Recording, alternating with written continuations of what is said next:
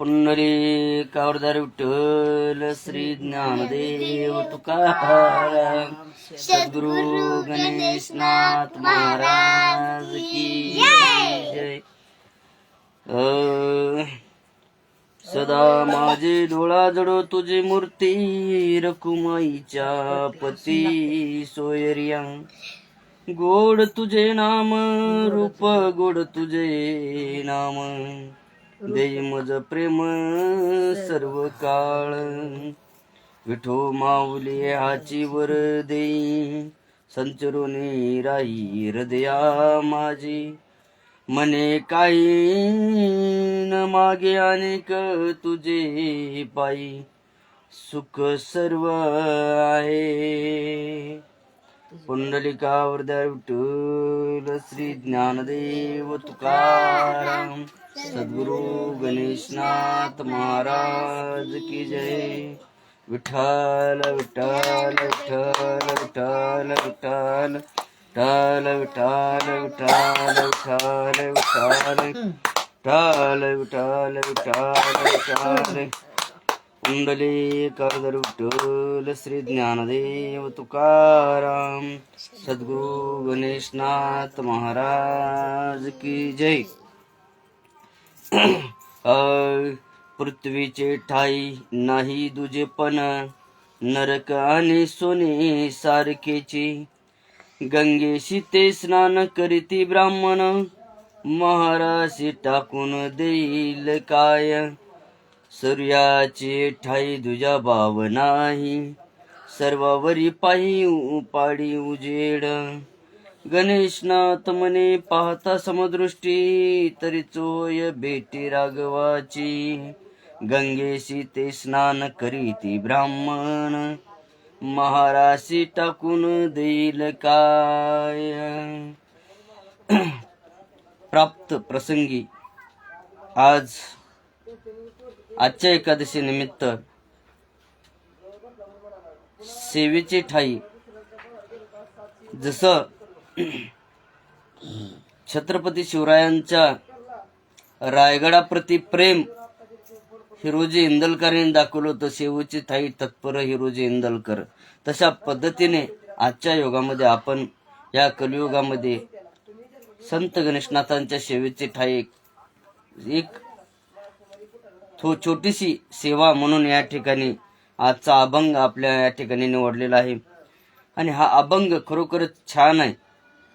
हा अभंगाचं या ठिकाणी सांगायचं गेलं तर तात्पर्य, या पृथ्वी तलावरती आपण ज्यावेळेस जीवन जगत असतो किंवा या जगामध्ये या जन्माला येत असताना या पृथ्वी तलावरती 84 लाख योनीतून या ठिकाणी जे काही जन्म निर्माण केले त्या जन्मांचा या ठिकाणी पृथ्वीवरती वावर असताना या ठिकाणी ही पृथ्वी काय करते, पृथ्वी माता काय करते याचं तात्पर्य या अभंगातून सांगायचं काम संत गणेशनाथांनी केलेलं आहे. आणि या अभंगातून सांगायचं तात्पर्य म्हणजे की या पृथ्वी तलावरती जे काय संत असतील, जे काय लहान मोठे थोर जे काही या चराचरामध्ये भगवंताने निर्माण केलेले जे काही प्राणी आहेत, मनुष्य आहे, या सर्वांना पृथ्वी काय करते, एकच तारण्याचं काम करते, मारण्याचं काम करते, सगळ्याला काही वेगळं करत नाही. तर अशा पद्धतीने या ठिकाणी पृथ्वी तलावरती नरक आणि सोनं या पृथ्वीला काय घेणं ग देणं. पृथ्वी मातेला सोनंही तेवढंच आहे आणि नरकही तेवढंच आहे. त्याने दुसऱ्यासाठी त्याला सोनं वेगळं किंवा नरक वेगळा असा कोणासाठी वेगळा दुजेभाव या ठिकाणी केलेला नाही. अशा या ठिकाणी हा अभंग या आजच्या एकादशी निमित्त गणेशनाथांच्या सेवेसाठी आपण निवडलेला आहे. आणि खरोखरच हा 222वा नंबरचा या ठिकाणी अभंग आहे गाथ्यातील. तर खरोखरच छानसा अभंग आहे. या अभंगाचा सारांश सांगायचं म्हणलं तर या ठिकाणी नाथांनी एक गोड स्वरूपामध्ये या ठिकाणी ही जी कथा आहे हे या ठिकाणी अभंगामधून समाजासमोर मांडण्याचं काम या ठिकाणी केलेलं आहे. खरोखरच नरक आणि सोनं, पृथ्वीला काय त्या सोन्याचा भाव का किंवा त्या नरकाचं काय घेणं का देणं. पृथ्वीला सगळं सारखं आहे. पृथ्वीवर जेवढं बी काय आहे, पाणी असेल, अग्नी असेल, वायू असेल, तिला समानच आहे.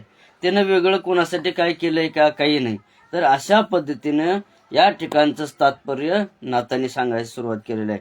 आणि गंगेशी ते स्नान करीती ब्राह्मण, महाराशी टाकून देईल काय.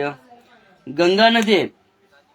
आता गंगा नदीला काम काय करायचं आहे, या ठिकाणी जो काही येईल तो सगळ्याचं पाप नाहीसं करण्याचं काम गंगा नदी करते. तिनं कोणाला म्हणले का फक्त ब्राह्मणापुरतेच मी काम करते किंवा महाराला मी आंघोळ करू देत नाही असं म्हणलं का गंगा नदीनं? नाही. तर या ठिकाणी जी काय गंगा माता आहे, त्या गंगा मातेला खरोखरच सगळे समान आहेत. तिने सगळ्यासाठी आपलं कार्य करण्याचं काम गंगा मातेने केलेलं आहे. या गंगा मातेला पृथ्वी तलावर आणण्याचं काम भगीरथानं केलं.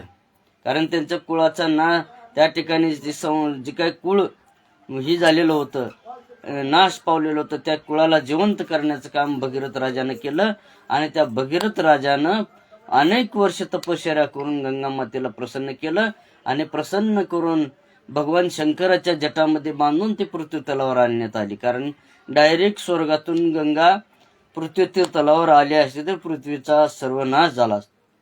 कारण गंगा मातेच्या प्रवाहामध्ये एवढी ताकद मोठी होती की ती भगवान नारायणाच्या अंगठ्यामधून प्राप्त झालेली गंगा होती. त्यामुळं डायरेक्ट गंगा पृथ्वीवरती आणता येत नव्हती. त्यामुळं भगवान शंकराच्या जटामध्ये बांधून ते कैलास पर्वतावरून गंगा नदी प्रवाह त्या ठिकाणी करत आहे. तर अशा पद्धतीने गंगा मातेला समान आहे. म्हणून संत गणेशनाथांच्या कीर्तनामध्ये ज्यावेळेस पंढरपूरला संत गणेशनाथांचं कीर्तन चालू होतं, त्या कीर्तनामध्ये चंद्रभागा नदी दुथडी भरून वाहू लागली होती.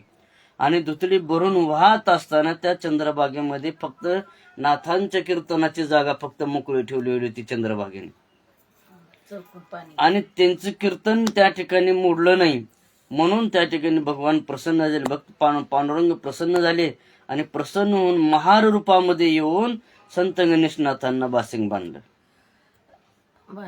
म्हणून उजनीच्या यात्रेमध्ये मान महारांना दिलेला आहे की तो बासिंग जोपर्यंत नाथांना चढत नाही तोपर्यंत गावातल्या कुठल्याही मानकऱ्याचा गलप किंवा काय मान असेल तो त्या ठिकाणी घेतला जात नाही. तर अशी किंमत महाराला त्या काळामध्ये दिलेली आहे. म्हणून गंगा नदीमध्ये महारी सारखाच ब्राह्मणी सारखाच गंगा नदीनं वेगळं मानलेलं नाही.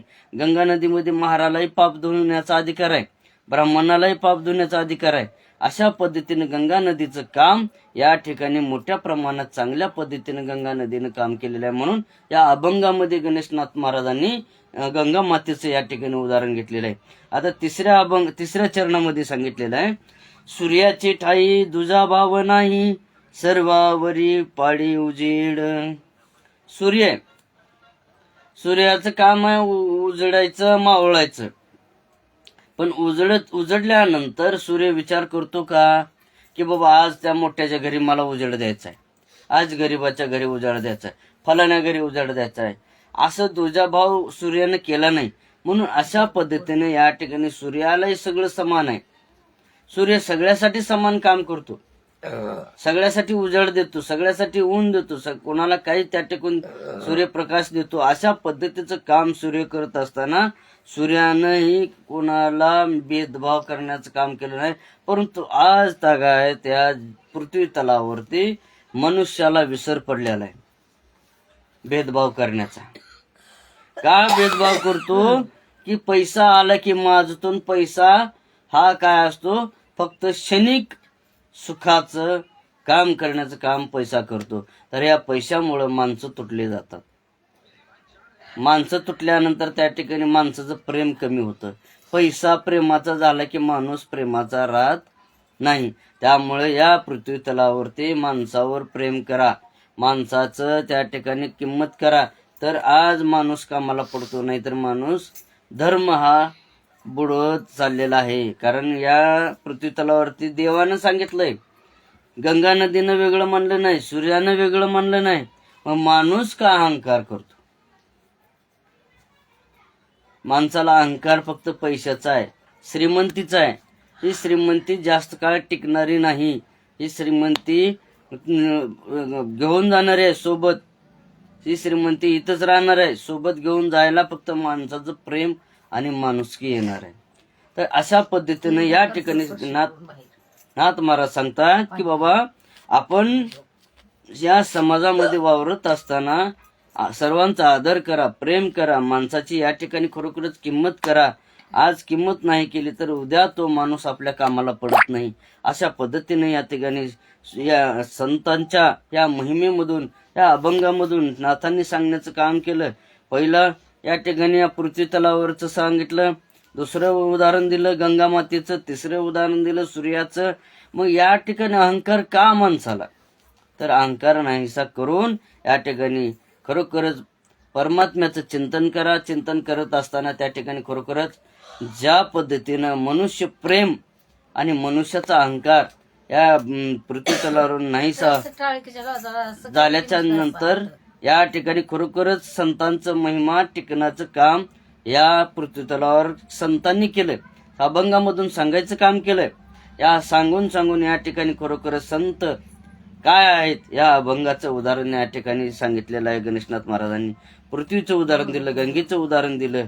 अहो या अशा पद्धतीनं उदाहरण देत देत स्वतः त्यांनी महिमा करून दाखवला. या समुद्रवाणी गावामध्ये, आपल्या धाराशिव जिल्ह्यामध्ये समुद्रवाणी गाव आहे, त्या गावामध्ये वाळल्या झाडाला नैवेद्य चारून जिवंत केलं. पालवी फुटली, झाड जिवंत केलं. आतापर्यंत झाड जिवंत आहे तिथं सध्या. तर असा संतांचा महिमा आहे. मग या ठिकाणी वाळल्याला जिवंत करण्याचं सामर्थ्य संतांमध्ये आहे. आणि मग मनुष्य कशाचा गर्व करतो, अहंकार कशाचा करतो? फक्त लोभ, मत, संवत्सर आणि अहंकार फक्त श्रीमंतीचा करतो मनुष्य. आणि या श्रीमंतीच्या अहंकारामुळे मनुष्याची जी काही धर्म आसक्ती, जी काही धर्माची ताकद आहे, जी काही संतांची ताकद दिलेली आहे, ती ताकद कमी होत चाललेली आहे. आणि या संतांच्या महिमेमुळे खरोखरच पृथ्वी तल टिकलेला आहे. आणि खरोखरच संत आहेत म्हणून संतांच्या या महिमेमुळं या पृथ्वी तलावरचा कारभार चालू आहे. तर अशा पद्धतीने संत गणेशनाथ महाराज म्हणतात की बाबा सगळ्याला या ठिकाणी जे काय दिवस आहे, रात्र आहे, रात्र मोठ्याच्या घरी आणि गरीबाच्या नाही असं कधी झालं की, किंवा गरीबाच्या घरी आहे किंवा मोठ्याच्या घरी नाही असं झालेलं नाही. म्हणून या ठिकाणी या पृथ्वीनं वेगळं म्हणलं नाही, पाण्यानं वेगळं म्हणलं नाही, सूर्यानं वेगळं म्हणलं नाही, किंवा वायूनं वेगळं म्हणलं नाही, पण आपण वेगळं मानतो की भेदभाव करू नका, हे सर्व समान आहे असं सांगण्याचं काम संत गणेशनाथ महाराज करतात. गणेशनाथ म्हणे पाहता समदृष्टी तरीच होय भेटी राघवाच्या. तर राघव म्हणजे रामप्रभूची भेट जर घ्यायची असेल तर सगळं आपल्या ह्या दृष्टीला चांगलं दिसायचं मनातून पाहिजे. मन चांगलं असेल तर डोळ्याने चांगलं दिसते म्हणते नाथबाबा म्हणाले. मन जर चांगलं नसेल, मनात जर खोट असेल तर डोळ्यालाही तसंच दिसतं. असं कोण म्हणतंय? संत गणेशनाथ महाराज म्हणतात की डोळ्याला पापी दृष्टी जर असेल, त्या पापी दृष्टीला पापच दिसतं. आणि मनात पाप नसलं तर त्या ठिकाणी डोळ्यालाही चांगलं दिसतं. आणि डोळ्यानं चांगलं दिसल्याच्या नंतर समान दृष्टी ठेवा, त्या ठिकाणी भगवंताची भेट झाल्याशिवाय राहत नाही. समान कोणाचं ठेवायचं? मनाचा आणि डोळ्याचं. मन आणि डोळे समान ठेवायचे. कारण का समान ठेवायचे? तर या ठिकाणी मनातल्या गोष्टी चांगल्या असतील तर डोळ्यालाही चांगलं दिसतं. आणि जर ज्या वेळेस आपण आपल्या हृदयातून पाप आपल्या हृदयात राहिलं तर डोळ्यालाही पापच पुढे दिसतं.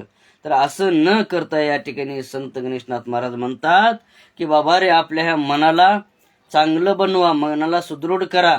आणि सुदृढ करून या मनातून जी आत्मदृष्टी आहे, त्या आत्मदृष्टी डोळ्यामध्ये उतरते. त्यावेळेस आपल्याला समदृष्टी चांगली दिसते, जग चांगलं दिसतं.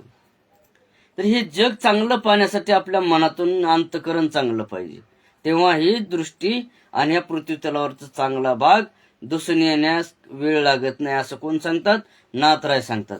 संत गणेशनाथ महाराजांनी सांगितलं की बाबा पाहता समदृष्टी म्हणजे आपल्या हृदयातून जे काय अंतःकरण आहे, या अंतःकरणातून आपण ज्या वेळेस पुढच्या व्यक्तीला पाहतो किंवा पुढच्या दगडाला जरी पाहिलं तर त्या ठिकाणी देव दिसतो, भाव दिसतो. जशा पद्धतीनं आपल्या हिरण्यकश्यप राजाला त्या ठिकाणी अहंकार होता, त्या हिरण्यकश्यप राजानं काय केलं, त्याचे काय त्याचे चिरंजीव होते त्याला सांगितलं, बाबा सांग तुझा परमात्मा कुठं आहे म्हणल्या त्यानंतर, कारण त्या ठिकाणी सगळ्या सृष्टी तलावरती भगवंत दिसणार होते, त्यामुळे त्या ठिकाणी सांगितलं माझा खांबामध्ये भगवंत आहे म्हणल्याच्या नंतर हिरण्यकश्यपाने लात मारली खांबाला आणि त्या ठिकाणी खरोखरच नरसिंह अवतार घेऊन त्या हिरण्यकश्यपाचा वध केला. कारण भक्तीपुढं भाव, भक्ती सर्वात मोठी आहे. भगवंताला काय पाहिजे? फक्त भक्ती पाहिजे, भाव पाहिजे, श्रद्धा पाहिजे. जर या गोष्टी आपल्या जवळ असतील तर भगवंत आपलं सर्व काम करून आपल्याला यशापर्यंत पोहोचवण्याचं काम कोण करतात? तर भगवंत करतात. देव नाही कोण म्हणते? देव आहे. देव कुठं आहे माहित आहे का? देव आपल्या घरीच आहे. आपल्या घरी कुठं आहे? आपल्या आई वडील. आपल्या आई वडील आहेत. आपल्या आई वडिलाला देव म्हणलं तर बाकीचा देव आपल्याला प्राप्त होतो. आपल्या आई वडिलाला लाथा घालायच्या आणि बाहेरल्या देवाला जाऊन डोका दळल्यावर देव प्राप्त होत नाही. होय हो. त्याच्यामुळं आपल्या आई वडिलाची सेवा करायची, आई वडिलाच्या पाया पडायचं रोज, तर देव प्राप्त होते. मग संतांनी ते सांगितलंय आपल्याला, आपल्या हृदयातून समदृष्टी, आपल्या हृदयातून भगवंत पाहिल्याच्या नंतर चराचरामध्ये भगवंत दिसला जातो. चराचर भगवंतानं पुरून उरलेला आहे. या चरा हवेत भगवंत आहे, पानात भगवंत आहे, चराचरामध्ये पुरून उरलेले ही भगवंत आहे. त्यामुळे भगवंताचं चिंतन करत असताना आपल्या हृदयातून चिंतन केल्याच्या नंतर समदृष्टी, मनाचा आणि डोळ्याचा एक संगम केला की आपल्याला सगळं चांगलं दिसतं. मन चांगलं राहिले की डोळ्यानं चांगलं दिसतं, असं या ठिकाणी संत गणेशनाथ महाराज सांगतात. तरीच होय भेटी राघवाची. रामप्रभूची भेट कशी होते? रामप्रभूची भेट घ्यायची म्हणलं तर आपल्या अंतर्मनातून जर चांगलं मन दृष्टी त्या ठिकाणी संचरली तर त्या ठिकाणी चराचरामध्ये रामप्रभू आहे, चराचरामध्ये भगवंत आहे, चराचरामध्ये पांडुरंग आहे. अशा पद्धतीने या सृष्टीमध्ये पांडुरंग भरून उरले आहेत. अशा पांडुरंगाची भेट आपल्या घरातच होते. म्हणून अगोदर या ठिकाणी श्रावण बाळांनी सुद्धा भक्ती केली, तशी भक्ती पुंडलिकाने केली. पुंडलिकानं भक्ती केली पांडुरंगाची. अगोदर आई वडिलाची सेवा केली आणि मग पांडुरंगाला सुद्धा त्या ठिकाणी वाट बघावं लागली पुंडलिकाची. योगी 28 उभा विठेवरी त्या पंढरीचा राया तिथं उभा आहे. का तर अजूनही पुंडलिकानं पाठ फिरवली नाही पांडुरंगाकडे. का फिरवलं नाही? तर मला वेळच नाही म्हणले माझ्या आई वडिलाची सेवेतून. आई वडिलाची सेवा करत असताना पुंडलिकाने सांगितलं, देवा मला ज्यावेळेस वेळ मिळेल त्यावेळेस पाठ फिरवण, तोपर्यंत मला पाठ फिरवणं होणार नाही. असं या ठिकाणी सेवा कोण केली? तर पुंडलिकाने केली. आपल्या आई वडिलाची सेवा करा असं कोण म्हणतंय? तर स्वतः पांडुरंग म्हणतात, संत गणेशनाथ महाराज म्हणतात.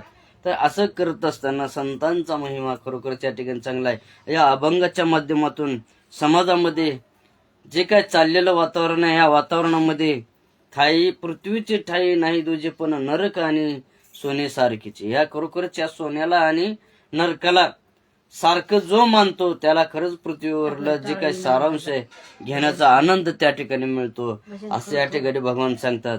गंगेशी ते स्नान करीते ब्राह्मण, महाराचे टाकून देईल कसे काय.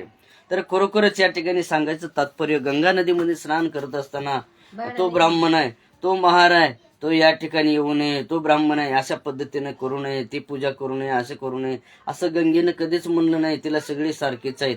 अशामुळं गंगा नदी काय करते? सगळेच पाप धुवून टाकण्याचं काम करते. पण या जगामध्ये मनुष्य आपल्या कर्तव्यापासून दूर चाललेला आहे. अशा पद्धतीने या अभंगातून सांगण्याचं काम या संतांच्या अभंगातून, गणेशनाथ महाराजांच्या अभंगातून या ठिकाणी संत गणेशनाथ महाराजांनी केलेला आहे. आणि खरोखरच चांगला अभंग या ठिकाणी संत गणेशनाथांचा 222वा जो अभंग आहे तो आज आपण या ठिकाणी प्रवचन सेवेसाठी निवडला होता. आणि ही सेवा खरोखरच योग जुळून आल्यामुळे या ठिकाणी खरोखर सेवा घडते बरं का, नाही तर उगं घडत नाही. या ठिकाणी संतांचा महिमा आणि माझं घर या ठिकाणी संतांच्या गणेशनाथांच्या समोर असल्यामुळे त्या ठिकाणी सेवेचा या ठिकाणी लाभ मिळाला. आणि तात्पर्य सांगायचं म्हणलं तर श्रीकांत बायाचं योगदान मोठं आहे. त्या श्रीकांत भैयाच्या योगदानामुळे ही सेवा करण्याचा लाभ आपल्याला मिळतो. श्रीकांत ढवण हे कर्नाटक राज्यात सेवेला असून त्या ठिकाणाहून सुद्धा संत गणेशनाथांचा महिमा जोपासण्याचं काम त्या ठिकाणून ते करतात. तर त्यांच्या सेवेमुळं खरोखरच आज संत गणेशनाथांचा महिमा या 7 समुद्राच्या पलीकडे जाण्याचं काम श्रीकांत भैयामुळे झालेलं आहे. खरोखरच भाग्य थोर आहे. त्यांच्या आई वडिलांचं पुण्य मोठं असल्यामुळं उदरी पुत्र चांगला आलेला आहे आणि त्या पुत्राने या समाजासमोर संत गणेशनाथांचा महिमा आणि जे काही काम होतं, संतांचं काम होतं, समाजापर्यंत मांडण्याचं काम श्रीकांत भैयामुळं झालेलं आहे आणि ही सेवा त्यांच्यामुळेच मला मिळाली. आणि खरोखरच आजच्या अभंगाचा सारांश आणि आजचा अभंग या ठिकाणी आपण प्रवचन सेवेला घेतला. पृथ्वीची ठाई नाही तुझे पण नरक आणि सोने सारखेची, गंगेशी ते स्नान करीती ब्राह्मण महाराची टाकून देईल काय, सूर्याची ठाई तुझा भाव नाही सर्वावरी पायी उजेड, गणेशनाथ म्हणे पाहता समदृष्टी तरीच होय बेटी, राघवाची पुंडलिकावरदार विठ्ठल श्री ज्ञानदेव तुकाराम सद्गुरु गणेशनाथ महाराज की जय. आता शेवटी जाता जाता एक छोटासा ज्ञानेश्वर महाराजांचा अभंग आहे, तो या ठिकाणी घेतो थोडासा आणि आपल्या सेवेला पूर्ण विराम देतो. आरंभी आवडी आदरी आले नाम, तेने सकळ सिद्धी जगी झाले पूर्ण काम, राम कृष्ण गोविंद गोपाळा तू माये माऊली जीवीचा जिवाळा, तुझे नामे सकळ संदेह फिटला, बापू रखुमा देवीवरा श्री विठ्ठला, पुंडलिकावरदार विठ्ठल श्री ज्ञानदेव तुकाराम सद्गुरु गणेशनाथ महाराज की जय. विठ्ठल विठ्ठल विठ्ठल विठ्ठल विठ्ठल विठ्ठल विठ्ठल विठ्ठल विठ्ठल विठ्ठल रुक्माय ठोबा रुक्माय विठ्ठल रुक्माय ठोबा रुक्माय विठ्ठल रुक्माय ठोबा रुक्माय पुंडलिकावरदार विठ्ठल श्री ज्ञानदेव तुकाराम सद्गुरु गणेशनाथ महाराज की जय. जय जय राम कृष्ण हरी जय जय राम कृष्ण हरी जय जय राम कृष्ण हरी.